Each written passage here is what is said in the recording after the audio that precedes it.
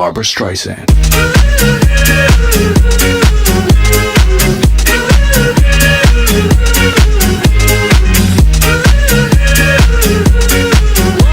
Suit up! Suit up! Suit it up!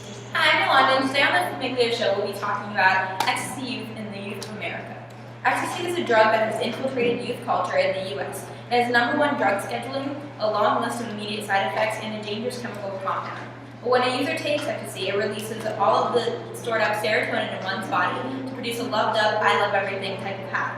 However, the chemical compound MDMA has therapeutic benefits ranging from PTSD and anxiety to other harm disorders.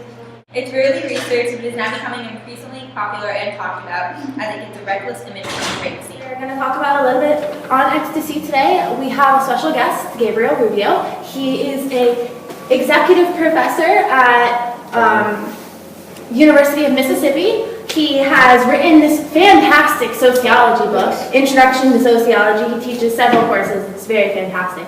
I've actually sat in a few of his classes, and very good. He is also a previous youth minister, so he has a lot of religious background and a father of 3. Very proud of him for that.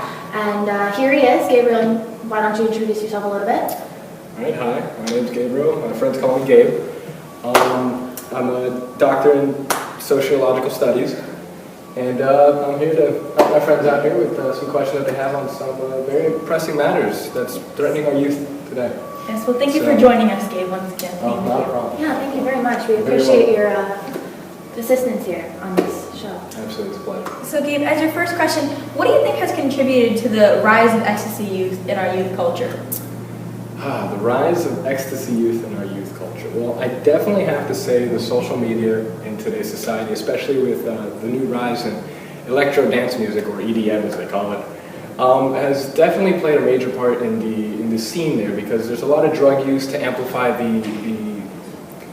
that type of music, because that type of music has very much use of the bass, and the vibrations that come from the heavy tones actually amplify the senses from ecstasy use.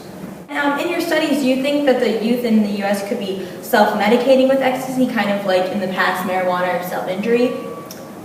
I would actually say yes, because as all drugs are used for, they're used to relieve something. They're mainly used to get away from a problem that you have. So yes, I could see the youth of today using that as a getaway to self-medicate for certain problems. Schools and colleges advocate for the drug prevention program of Just Say No. Do you think this is still a correct way to prevent drug use, or do you think we should encourage, safe use of these things, or how do you feel about that? Well, the way that I feel about that, I feel that it would be a great way to go about it, to incorporate it into the understanding that yes, drugs are going to be used.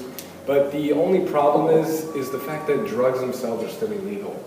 So if we can't take a legal route of saying, hey, yeah, you're going to do something illegal, so you might as well do it correctly, that doesn't really make any sense. But to use it as we do now with sex, as we understand that sex is going to happen, that we now start taking the approach of how to have sex safely and different stuff like that.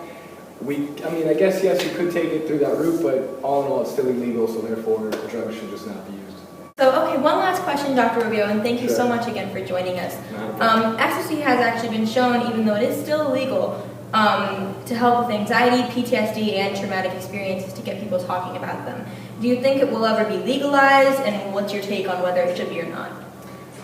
All right, let's make, first off, a clear distinction. The drug that is used for those psychotherapies is MDMA, not ecstasy. Ecstasy is actually a concoction of a whole bunch of different drugs. It's cocaine, heroin, a bunch of whole different things.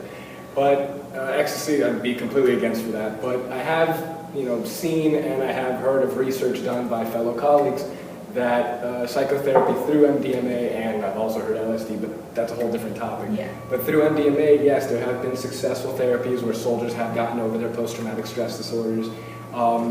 Grieving widows have gotten over the loss of a husband or the loss of a child or something like that. Very traumatic things, witnessing the death of a parent or something like that. Mm-hmm. And it has actually been very, very successful. So unfortunately, we don't pursue these explorations, but I would like to see in the future potentially to see that used.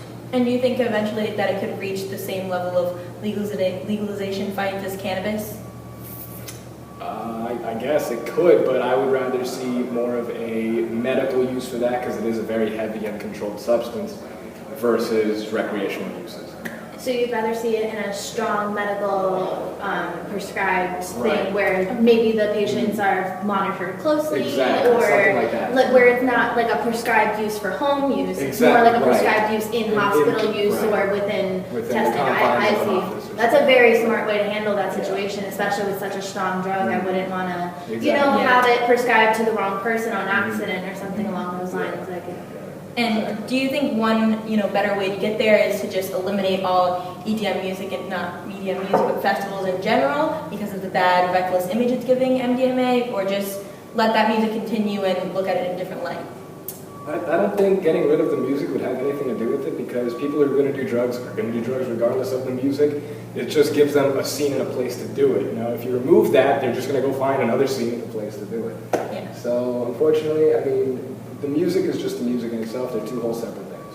Okay, well, thank you so much again, No Mr. problem. Ruger, for coming in. Absolutely. yeah, thank you very much. You're very welcome.